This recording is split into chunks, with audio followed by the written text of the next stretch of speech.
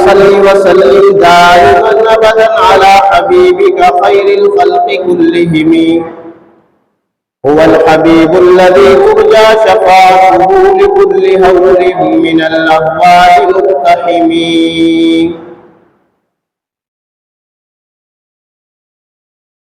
انتہائی معزز و مکرم سامعین و حاضرین، گزشتہ جمعہ میں نے آپ حضرات کے سامنے خلیفہ ثالث امیر المومنین خلیفۃ المسلمین داماد پیغمبر ذوالفضل حیدر سیدنا عثمان ذو النورین رضی اللہ تعالیٰ عنہ کے چند فضائل و مناقب آپ حضرات کے سامنے عرض کیے تھے۔ آج آپ حضرات کے سامنے ناشر القرآن جامع القرآن سیدنا عثمان بن عفان رضی اللہ تعالیٰ عنہ کی خلافت اور آپ کی شہادت کے حوالے سے کچھ باتیں عرض کروں گا۔ دعا ہے اللہ رب العالمین مجھے حق اور سچ کہنے کی توفیق نصیب فرمائے۔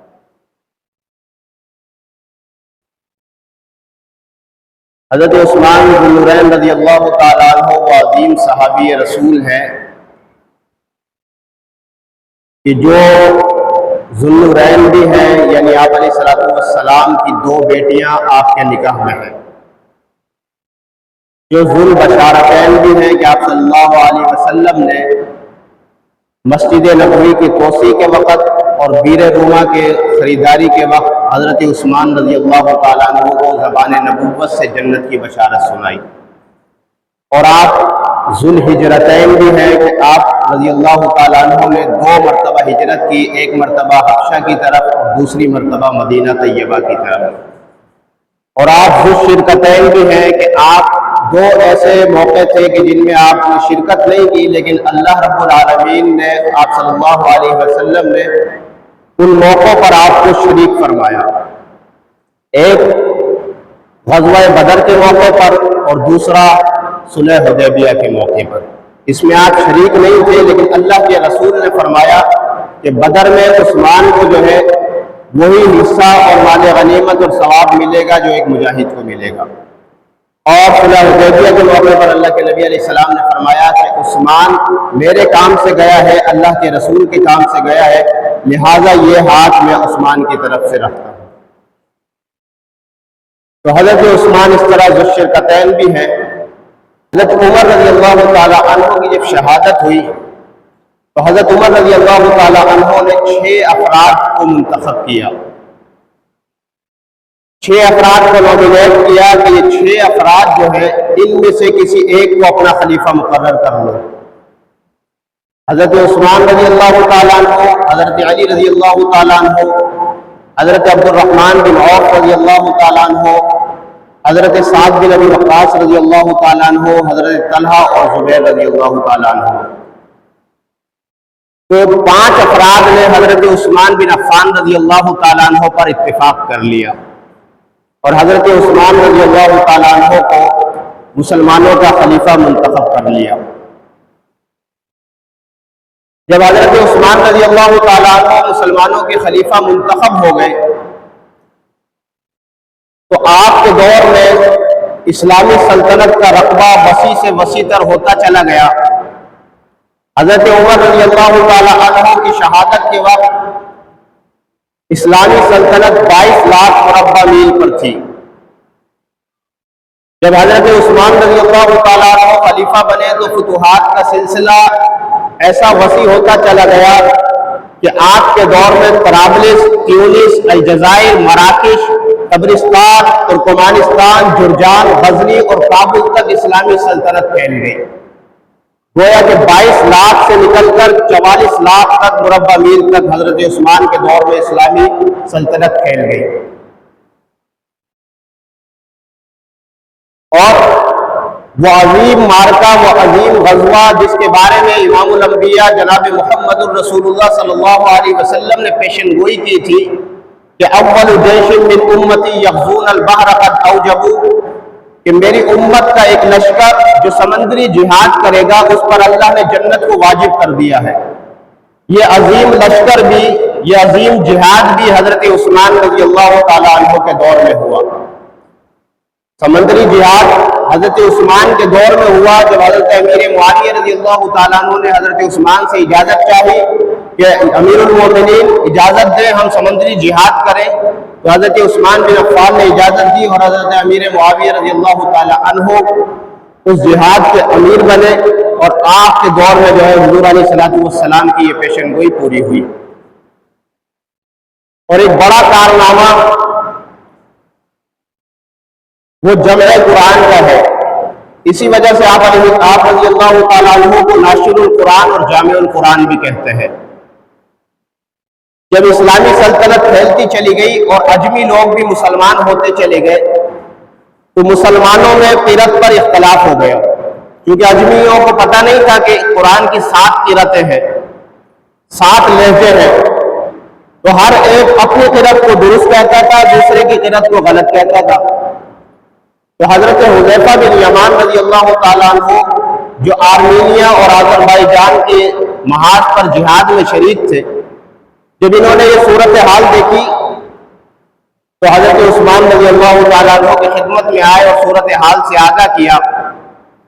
حضرت عثمان سمجھ لیا کہ ایسا نہ ہو مسلمانوں میں اختلاف بڑھتا چلا جائے اور یہود و نصارہ کی طرح اللہ کی کتاب میں بھی تبدیلی واقع ہو جائے، تو آپ نے ام المومنین سیدہ حفصہ رضی اللہ تعالی عنہ کے پاس جو نسخہ تھا مصحف صدیقی، جو حضرت ابوبکر صدیق کے دور میں قرآن کریم جمع کیا گیا تھا، آپ نے وہ منگوایا اور فرمایا کہ ام المومنین وہ نسخہ ہمیں بھجوا دیں، ہم اس کے نسخے بنوا کر پھر اصل نسخہ آپ کو واپس کر دیں گے۔ ام المومنین نے وہ نسخہ بھجوا دیا، حضرت عثمان رضی اللہ تعالیٰ عنہ نے اس کے نسخے بنوا کر اور تمام صوبوں کے مرکزوں میں وہ نسخے رکھوا دیے اور مسلمانوں کو ایک قرت پر جمع کر دیا، جسے مصحف عثمانی، رسم عثمانی کہتے ہیں۔ آج بھی ہمارے پاس جو قرآن کریم موجود ہے جسے مصحف عثمانی کہا جاتا ہے کہ یہ حضرت عثمان رضی اللہ تعالی عنہ کا جو نسخہ تھا وہ آج ہم مسلمانوں کے پاس ہے۔ اور اللہ تعالیٰ نے حضرت عثمان سے تو قرآن کی خدمت کا کام لیا، حضرت عثمان کی نسل سے بھی قرآن کی خدمت کا کام لیا۔ ہندوستان میں عربی میں سب سے بڑی جو تفسیر لکھی 10 جلدوں میں تفسیر مظہری، قاضی ثناء اللہ پانی پتی رحمۃ اللہ علیہ، یہ بھی عثمانی خاندان کے سپوت تھے۔ پھر تفسیر عثمانی اور معارف القرآن، یہ مفتی محمد شفیع رحمۃ اللہ علیہ، یہ بھی حضرت عثمان کے خاندان سے تعلق رکھتے تھے۔ تو اللہ نے حضرت عثمان سے بھی قرآن کی خدمت کا کام لیا اور عثمان کی اولاد سے بھی قرآن کی خدمت کا کام لیا۔ تو یوں حضرت عثمان رضی اللہ تعالیٰ عنہ نے ایک مصحف پر، ایک قرآن پر مسلمانوں کو جمع کیا، اسی لیے حضرت عثمان رضی اللہ تعالیٰ عنہ کو ناشر القرآن اور جامع القرآن بھی کہتے ہیں۔ جب یہ سلسلہ بڑھتا چلا گیا، حضرت عثمان رضی اللہ تعالی عنہ کے دور خلافت میں اسلامی سلطنت وسیع ہوتی چلی گئی،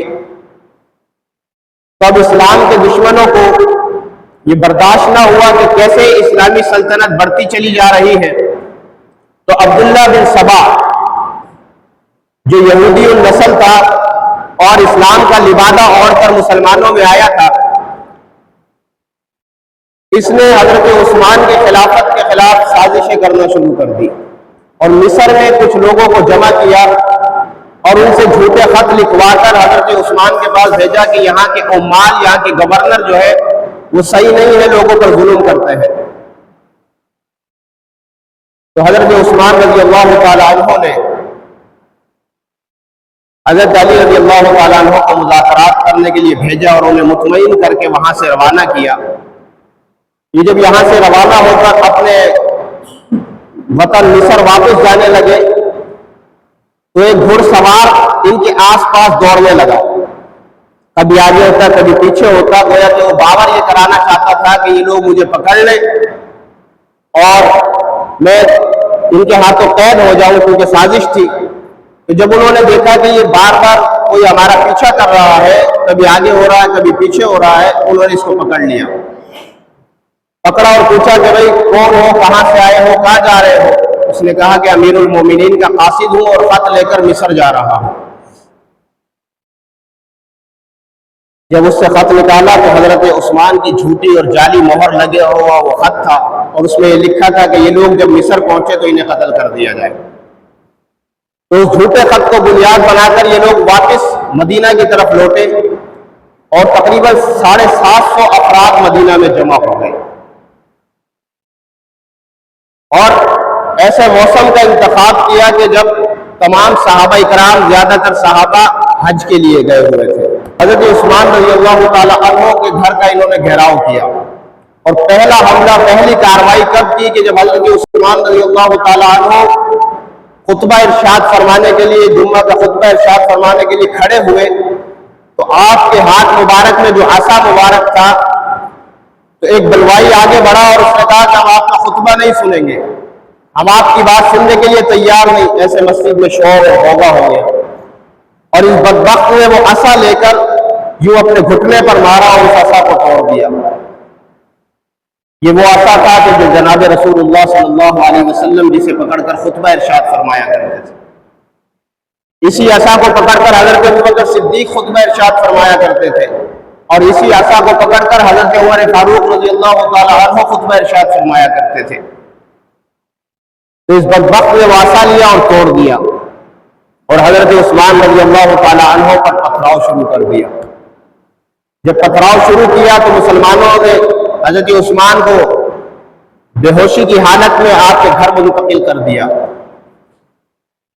اور جب آپ ہوش میں آئے تو آپ نے سب سے پہلا جو سوال کیا وہ یہ تھا کہ کہیں اہل مدینہ کو میری وجہ سے تکلیف تو نہیں پہنچی۔ آپ کو پھر گھر میں محصور کر دیا گیا، اور یہ باغی، یہ منافقین بلوائی مدینے کی گلیوں میں دندناتے پھرتے تھے اور یہ اعلان کرتے تھے کہ عثمان آج کے بعد مسجد نبوی میں نہ نماز پڑھا سکتا ہے اور نہ نماز پڑھ سکتا ہے۔ آپ کے گھر کا محاصرہ انہوں نے وہ بڑھا دیا اور آپ کا گھیراؤ کر دیا، آپ پر پانی بند کر دیا، کھانا بند کر دیا۔ صحابہ کرام خدمت میں حاضر ہوئے، امیر المومنین آپ کے پاس فوجی طاقت بھی ہے، عوامی طاقت بھی ہے، آپ حکم دیں تو ہم ان کو جو ہے ان سے قتال کریں، ان سے لڑائی کریں۔ حضرت عثمان رضی اللہ تعالیٰ عنہ نے فرمایا کہ نہیں، میں نہیں چاہتا میری وجہ سے مدینہ میں خون ریزی ہو۔ حضرت علی رضی اللہ تعالیٰ عنہ آئے تو حضرت عثمان رضی اللہ تعالیٰ عنہ نے فرمایا کہ علی، اگر ایک کام کر سکتے ہو تو یہ کرو کہ کئی دن ہو گئے ایک گھونٹ بھی ہمیں پانی میسر نہیں آیا، کھانا میسر نہیں آیا، اگر کر سکو تو پانی پہنچا دو۔ حضرت علی رضی اللہ تعالیٰ عنہ پانی بھر کر مشکیزے میں لے کر آ رہے تھے، بلوائیوں نے وہ پانی بھی نہ پہنچنے دیا اور تیر مار کر مشکیزہ پھاڑ دیا۔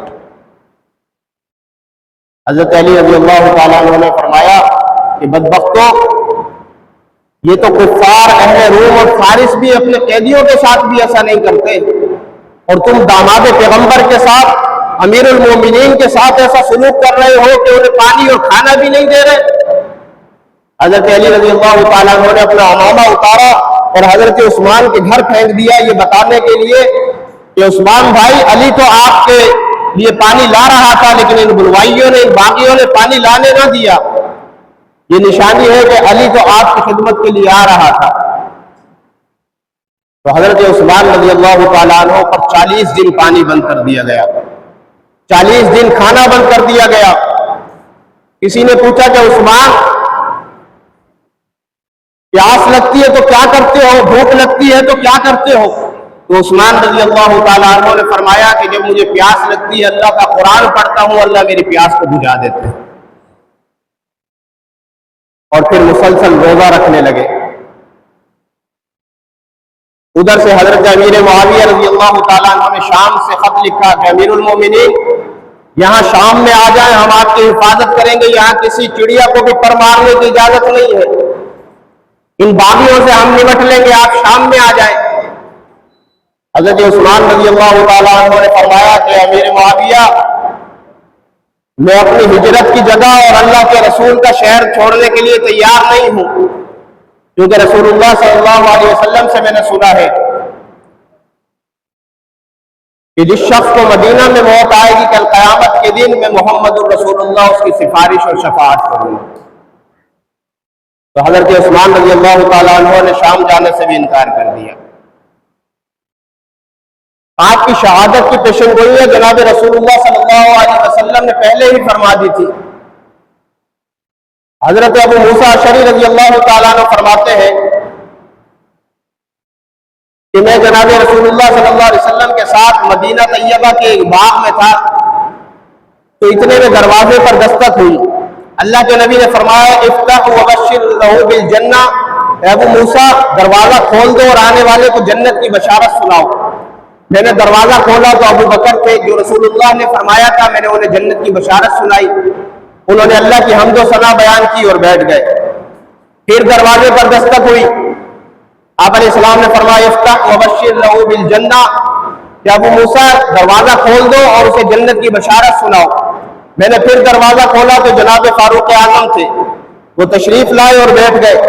تیسری مرتبہ جب دستک ہوئی تو اللہ کے نبی علیہ السلام نے فرمایا کہ ابو موسیٰ آنے والے کو جنت کی بشارت سنا دو اور آزمائش کے بارے میں بھی بتا دو کہ تم پر ایک آزمائش آنے والی ہے۔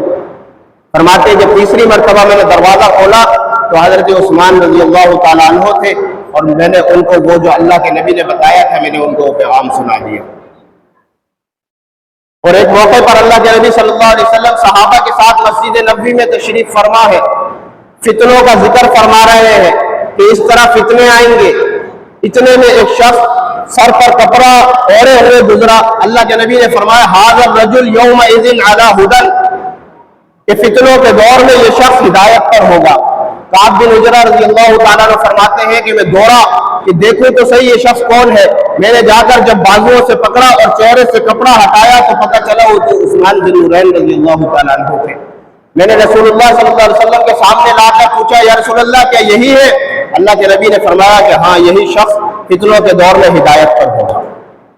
اور ایک اور موقع پر آپ صلی اللہ علیہ وسلم حضرت ابوبکر صدیق، حضرت عمر اور حضرت عثمان یہ احد پہاڑ پر تشریف فرما ہے۔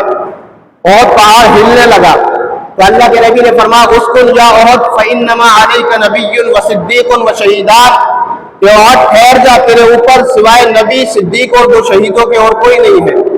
تو احد پہاڑ ٹھہر گیا۔ تو اب یہاں جو دو شہید فرمائے وہ حضرت عمر اور حضرت عثمان کی شہادت کی پیشن گوئی فرمائے۔ ام المومنین سیدہ طیبہ عائشہ صدیقہ رضی اللہ تعالیٰ عنہ فرماتی ہے کہ جب آپ صلی اللہ علیہ وسلم کا مرض وفات تھا تو آپ صلی اللہ علیہ وسلم نے فرمایا کہ میرے بعض صحابہ کو بلا کے لاؤ۔ تو حضرت عائشہ فرماتی ہے کہ یا رسول اللہ ابو بکر کو بلائے، فرمایا نہیں۔ پوچھا عمر کو بلائے، فرمایا نہیں۔ علی کو بلائے، فرمایا نہیں۔ پوچھا عثمان کو بلائے، کہا ہاں عثمان کو بلاؤ۔ جب عثمان کو بلایا گیا حضرت عثمان رضی اللہ تعالیٰ عنہ سے آپ علیہ السلام نے فرمایا کہ عثمان اپنے کانوں کو میرے لبوں کے قریب کرو۔ حضرت عثمان نے آپ علیہ السلام کے قریب اپنے کان کیے تو اللہ کے نبی نے کان میں کچھ ارشاد فرمایا۔ تو حضرت عثمان رضی اللہ تعالیٰ عنہ نے فرمایا کہ اللہ کے نبی نے مجھے راز کی بات کہی ہے اور یہ راز میں جو ہے کسی کو نہیں بتاؤں گا۔ پھر آپ نے محاصرے کے دوران آپ نے جب خطبہ ارشاد فرمایا تو بتایا کہ جو میں نے اپنے محبوب سے عہد کیا تھا میں اس عہد پر قائم ہوں۔ حضرت عائشہ رضی اللہ تعالیٰ عنہ فرماتی ہے کہ آپ صلی اللہ علیہ وسلم نے حضرت عثمان سے فرمایا یا عثمان انه لعل الله يقمصك قميصا فان ارادوك على خلعه فلا تخلع له، کہ عثمان اللہ تجھے ایک قمیص پہنائیں گے اور یہ منافقین اس قمیص کو تجھ سے اتروانا چاہیں گے۔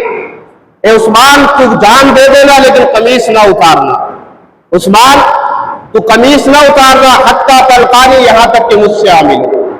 تو حضرت عثمان رضی اللہ تعالیٰ عنہ کی شہادت کی پیشن گوئیاں، آپ پر آنے والی آزمائش اور ابتلا اور امتحان کی پیشن گوئیاں اللہ کے نبی علیہ السلام نے پہلے ہی ارشاد فرما دی تھی۔ تو محاصرہ سخت ہوتا گیا، آپ پر پانی بند کر دیا گیا، آپ پر کھانا بند کر دیا گیا۔ 40 دن، 2 دن نہیں، 3 دن نہیں، 10 دن، 20 دن، 30 دن نہیں، 40 دن حضرت عثمان رضی اللہ تعالیٰ عنہ پر پانی بند کیا گیا۔ تو ایک روز حضرت عثمان رضی اللہ تعالیٰ عنہ شہادت سے پہلے اپنے گھر کی چھت پر چڑھے اور خطبہ ارشاد فرمایا اور ان باغیوں کو اللہ کی قسم دے کر فرمایا کہ لوگوں کیا میں وہی عثمان نہیں ہوں کہ جب اللہ کے نبی نے فرمایا تھا کہ مسجد نبوی میں توسیع کی ضرورت ہے، کون ہے جو مسجد نبوی کی زمین خرید کر دے، میں محمد اس کو جنت کی بشارت سناؤں؟ تو کیا میں نے یہ مسجد نبوی کی زمین خرید کر نہیں دی تھی؟ ظالموں، آج تو مجھے اسی مسجد نبوی میں نماز پڑھنے سے روک رہے ہو۔ باغی نے کہا کہ ہاں آپ وہی ہیں۔ پوچھا کیا میں وہی نہیں ہوں کہ جب مدینہ میں میٹھا پانی مسلمانوں کو پینے کے لیے میسر نہیں تھا اور قیمتاً بھی پانی نہیں ملتا تھا، تو اللہ کے نبی نے فرمایا کون ہے جو بیر روما خرید کر مسلمانوں کے لیے وقف کرے، میں محمد اس کو جنت کی بشارت سناؤں؟ تو حضرت عثمان نے فرمایا کہ میں وہی عثمان نہیں ہوں کہ جس نے بیر روما کنواں خرید کر مسلمانوں کے لیے وقف کر دیا تھا؟ ظالموں، آج تم مجھے اسی کنویں سے پانی نہیں پینے دیتے، میں ایک گھونٹ کے لیے بھی ترس رہا ہوں۔ کیا میں وہی عثمان نہیں ہوں کہ جب غزوہ تبوک کے موقع پر اللہ کے نبی نے فرمایا کہ لشکر کو سامان کی ضرورت ہے، تو میں نے 900 اونٹ اور 100 گھوڑے اور 500-550 کلو سونا اللہ کے نبی کی خدمت میں لا کر ڈال دیا؟ کیا وہی عثمان نہیں ہوں؟ باغیوں نے کہا ہاں آپ وہی عثمان ہے۔ حضرت عثمان نے فرمایا کہ میں وہی عثمان نہیں ہوں کہ جسے اللہ کے نبی نے اپنی 2 بیٹیاں نکاح میں دی؟ کیا میں وہی عثمان نہیں ہوں یہ حدیبیہ کے موقع پر جس کے بارے میں اللہ کے نبی نے اپنے ہاتھ کو فرمایا یہ عثمان کا ہاتھ ہے؟ باغیوں نے کہا کہ ہاں آپ وہی ہیں۔ تو حضرت عثمان رضی اللہ تعالیٰ عنہ نے فرمایا تو پھر تم مجھے کس وجہ سے قتل کرنا چاہتے ہو؟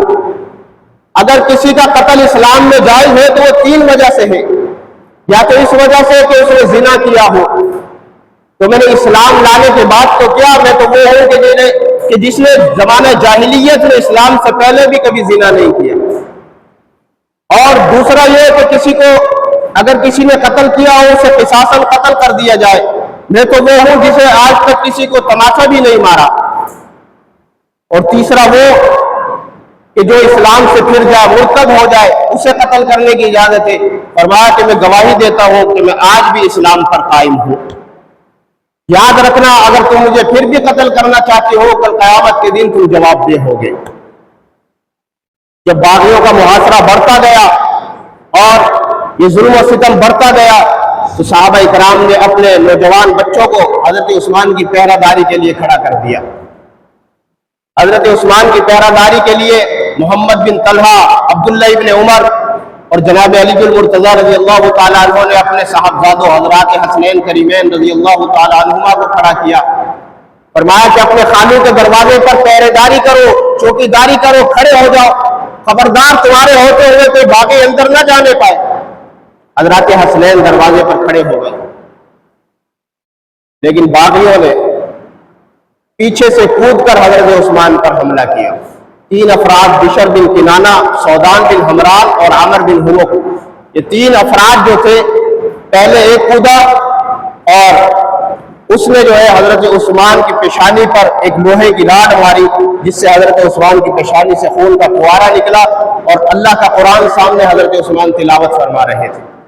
اس دن روزے سے بھی تھے، دوپہر میں قیلولہ کیا تو خواب دیکھا، اللہ کے نبی صلی اللہ علیہ وسلم تشریف لائے ہیں اور ساتھ ابو بکر و عمر بھی ہیں۔ اللہ کے نبی نے فرمایا کہ عثمان آج افطار ہمارے ساتھ کرنا، صبر کرنا۔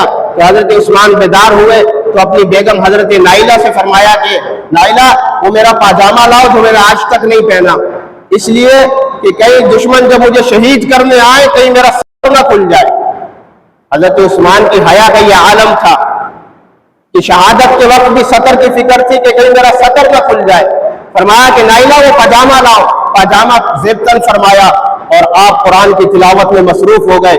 یہ باغی اندر کودا اور کود کر حضرت عثمان کی پیشانی پر لوہے کی سلاخ ماری، حضرت عثمان کی پیشانی سے خون کا فوارہ پھوٹا اور قرآن کی اس آیت پر جا کر گرا، فَسَيَكْفِيكَهُمُ اللَّهُ وَهُوَ السَّمِيعُ الْعَلِيمُ، جس کا ترجمہ یہ ہے کہ اللہ آپ کی طرف سے کافی ہو جائے گا، اللہ ان سے جو ہے آپ کی طرف سے نمٹ لے گا، اللہ ان سے آپ کا انتقام لے لے گا۔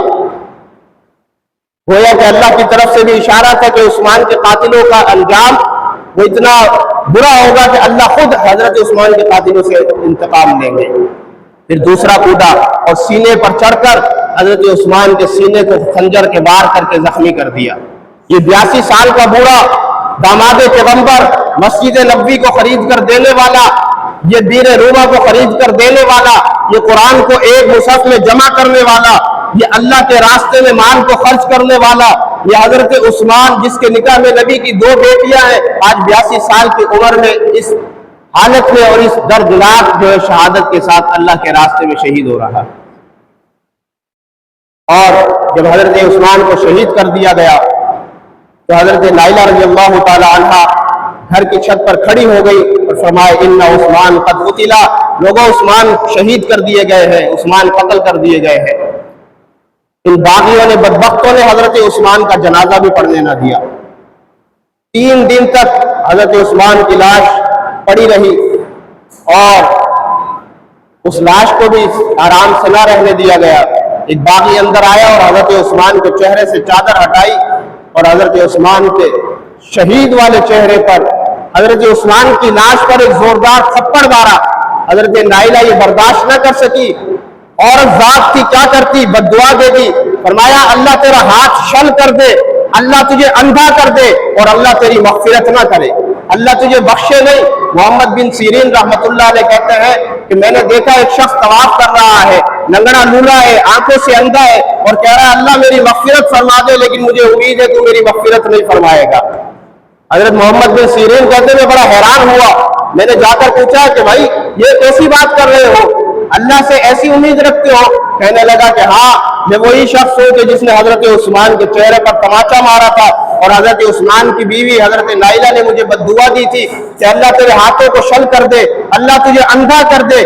کہتا ہے کہ یہ 2 بد دعائیں جو ہے قبول ہو گئی ہے، میرے ہاتھ بھی شل ہو گئے ہیں، میں نابینا بھی ہو گیا ہوں۔ محمد بن سیرین کہتے ہیں میں نے جب اس کے ہاتھ کو دیکھا تو کأنہا عود، ایسے معلوم ہوتا تھا جیسے سوکھی ہوئی لکڑی ہے۔ تو وہ کہتا ہے بس تیسری جو بد دعا تھی وہ باقی ہے۔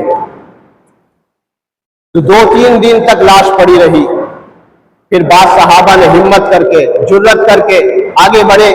حضرت علی رضی اللہ تعالیٰ عنہ آپ کے صاحبزادے اور دوسرے صحابہ کرام، یہ امیر المومنین جو 44 لاکھ مربع میل کا حکمران ہے، جس کے دور خلافت میں مراکش، افریقہ، الجزائر یہ سب فتوحات ہوئی ہے، وہ آج 18 افراد اس کے جنازے میں شریک ہیں۔ اور جنازہ بھی کیسا، آپ نے ایسے جنازے تو دیکھے ہوں گے کہ جس جنازے پر پھول کی پتیاں نچھاور کی جاتی ہیں، لیکن حضرت عثمان وہ مظلوم مدینہ ہے، وہ مظلوم شخصیت ہے کہ حضرت عثمان کے جنازے پر ان باغیوں نے بدبختوں نے چھتوں سے غارت کیا ہے اور پتھروں کی بارش کی۔ صحابہ کرام نے حضرت نائلہ انگلیاں کٹی ہوئی آگے آگے چراغ لے کر چل رہی ہے اور حضرت عثمان کا جنازہ چل رہا ہے، جا کر آپ کو جنت البقیع کے قبرستان میں دفن کر دیا گیا۔ حضرت جبیر بن مطعم نے آپ کا جنازہ پڑھایا۔ تو حضرت عثمان رضی اللہ تعالیٰ عنہ کی یہ مظلومانہ شہادت، اور اللہ کے نبی صلی اللہ علیہ وسلم نے ترمذی شریف کی ایک روایت ہے، آج کچھ بدبخت لوگ حضرت عثمان کی شہادت کی خوشی بھی مناتے ہیں، ہمارے مسلمان بھی بعض بے دہانی میں انجانے میں اس میں شریک ہو جاتے ہیں۔ اللہ کے نبی کا فرمان ہے، ترمذی شریف کی روایت ہے، آپ علیہ السلام کے سامنے ایک جنازہ لایا گیا، اللہ کے نبی نے فرمایا کہ میں یہ جنازہ نہیں پڑھاؤں گا۔ یا رسول اللہ کیوں نہیں پڑھائیں گے؟ آج سے پہلے تو آپ نے کسی جنازے کو واپس نہیں کیا، آپ تو رحمت للعالمین ہیں، آپ نے تو اپنے دشمن ابی بن سلول کا جنازہ بھی پڑھایا، اللہ کے محبوب آپ جنازہ کیوں نہیں پڑھا رہے؟ اللہ کے نبی نے فرمایا انہ کان یبغض عثمان، اس لیے کہ اس بدبخت کے سینے میں میرے عثمان کا بغض تھا، اس بدبخت کے سینے میں میرے عثمان کا حسد اور کینہ اور نفرت تھی، جاؤ اس کو دور لے جاؤ اس مردود کو، میں محمد اس کا جنازہ نہیں پڑھاؤں گا۔ اللہ تعالی ہمیں بھی حضرت عثمان رضی اللہ تعالیٰ عنہ سے، دیگر صحابہ کرام سے، اہل بیت عظام سے سچی محبت نصیب فرمائے، آپ حضرات کے نقش قدم پر چلنے کی توفیق نصیب فرمائے۔ وما علینا الا